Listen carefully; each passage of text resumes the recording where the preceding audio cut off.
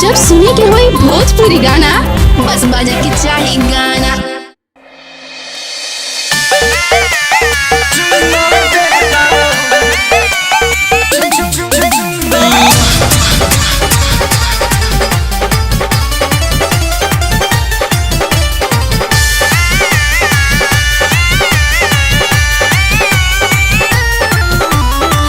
Lockdown में town से घरे जिद करता रह तू सोते के जोरे। अरे दूर रहा। लॉकडाउन में टाउन से घरे जिद करता रह तू सोते के जोरे। तो ठीक है कैला बाकी सुत जा भर पेट खा के।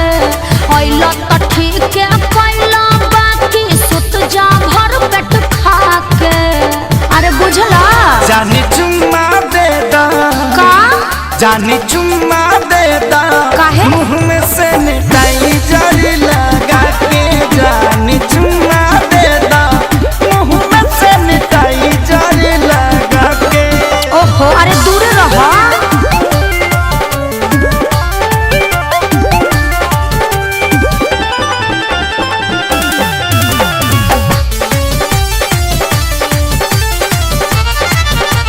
मिलल तनी छुट्टी आनी कसहु लुका के। अच्छा मेरा कोटा तरल आधा पेट खा के। का बताई अच्छा कुछ दिन ना दूर हमसे रह पिया। देहिया पाया के जनी ढह पिया।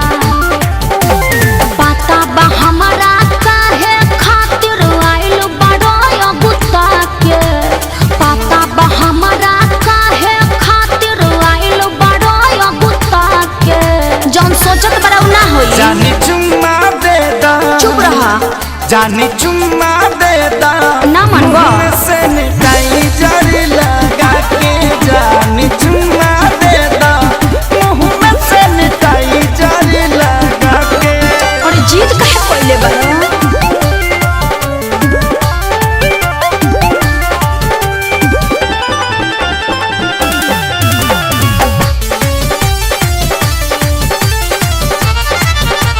जानी सारा कार जब राखी स्कूल में 14 दिन रहे के पड़ी नियम और रूल में। हाँ तो घरहू में रूले में रह के पड़ी।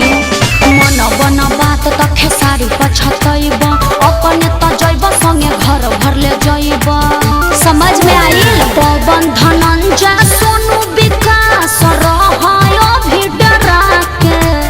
पवन धनंजय सोनू विकास रहायो भी डरा एगो चुम्मे के बात बना ना भगवा। जानी चुम्मा दे दा फेर उहे बात। धनी चुम्मा दे दा मुँह में सैनिटाइजर लगा के।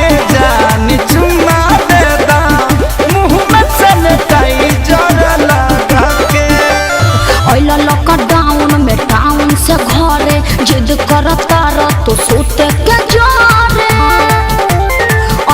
तो ठीक है कैला बाकी सुत जा भर पेट खा के।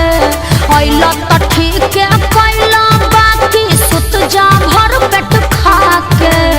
अरे बुझला जानी चुम्मा दे दा का जानी चुम्मा दे दा काहे मुँह में सैनिटाइजर लगा के। जानी चुम्मा दे दा मुँह में सैनिटाइजर लगा के। चुपचाप घर में बंद रहो ना तो मुखिया जी के फोन कर दे अभी टांग ले जाइए।